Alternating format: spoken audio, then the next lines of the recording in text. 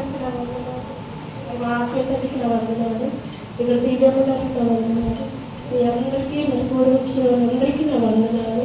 నా సాక్షి ఏంటంటే మేము 2019లో దేవుడి సన్నిధికి వెళ్ళాను. ఏప్రిల్ నెల ఏస్ట్ రోజు నేను వెళ్ళాను.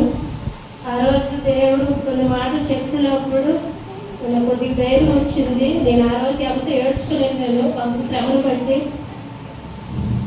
తర్వాత జూన్ నెలలో మాకు రక్షణ వచ్చింది.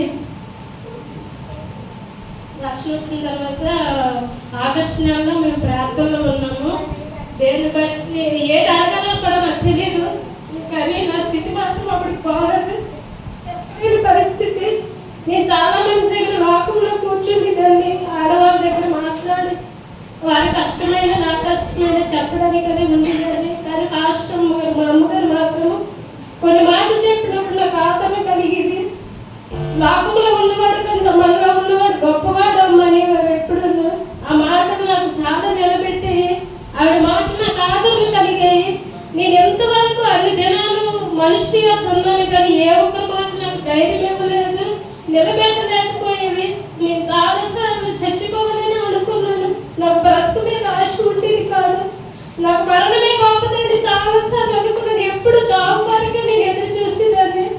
కానీ ఎప్పుడైతే దేవుడి మందికి వెళ్ళానో అప్పటి నుంచి నాకు బ్రతుకు మీద ఆశ పుట్టింది. ఆ మాటలు నా బ్రతుకు మీద ఆశని కలిగించి నా జీవితాన్ని కట్టి మరి ఆగస్టు నెలలో మేము ప్రార్థనలో ఉన్నప్పుడు దేవుడు స్వరం ద్వారా మాట్లాడాడు. నేను ఇక్కడ నుంచి నిన్ను ఆశీర్వదిస్తాను, నేను దీవిస్తాను, 6 నెలల తర్వాత నేను దీవిస్తానని దేవుడు మాట ఇచ్చాడు. 2020 మరి ఫిబ్రవరి నెలలో మేము మరి ఏ ఒక ఆధారం లేనప్పుడు కూడా మేము బోర్ చేస్తాము వాటర్. అప్పుడు మాకు రూపాయి కూడా లేదు. మరి ఆ తర్వాత ఇంటి వరకు ద్వారాలు కూడా దేవుడు తెచ్చాడు. అప్పుడు కూడా మాకు నా తల్లిదండ్రులు కానీ అటు నా భర్త తరఫులు కానీ ఏ ఒక్కరు కూడా మాకు సహాయం లేదు. కానీ దేవుడే ఆ కృపనిచ్చి అదంతా ఇచ్చాడు. ఈ దినం వరకు మమ్మల్ని ఎంతగా దీవించాడు, ఆశీర్వదించాడు. ఒకప్పుడు నేను 2007లో పెళ్ళైనప్పుడు ఆ 12 సంవత్సరాలు కూడా గొప్ప నలిగిపోయాను. నేను చచ్చిపోలేని పాయిజన్ కూడా తీసుకున్నాను. ఆ తర్వాత మళ్ళీ మా ఇద్దరి భక్తికి నాకు అసమాధానం వచ్చినప్పుడు తను కూడా అలాగే చేశాడు. ఆ తర్వాత మమ్మల్ని దేవుడు ఆ దినాల నుంచి ఇంతవరకు నన్ను నా భక్తిని ఎంతగా కాపాడాడు. నా పెద్ద బిడ్డ కూడా ఈ దినాన్ని మీ మధ్యలో ఉండలేకపోలేము. అప్పుడు నేను గర్భవతిని, ఆ విషయం కూడా నాకు తెలియదు. డాక్టర్ గారు చెప్పారు ఆ పాయిజన్ కిందలో కానీ మరి నాలో కానీ వెళ్ళలేదు. అప్పటి నుంచి ఇంతవరకు దేవుడు నా పెద్ద బిడ్డని కూడా కాపాడాడు. ఎంతగా మమ్మల్ని మీ మధ్యలో సజీవులుగా ఉంచాడు. ఈనాడు మా పేర్లు అసలు ఈ లోకంలో ఉండబోతున్నాము, ఇలా మిమ్మల్ని ఎవరిని చూడలేకపోతున్నాము. దేవుడు నేను నమ్ముకుని నుంచి ఇంతవరకు మరి ఆ శ్రమ నుంచి దుఃఖం నుంచి విడిపించాడు.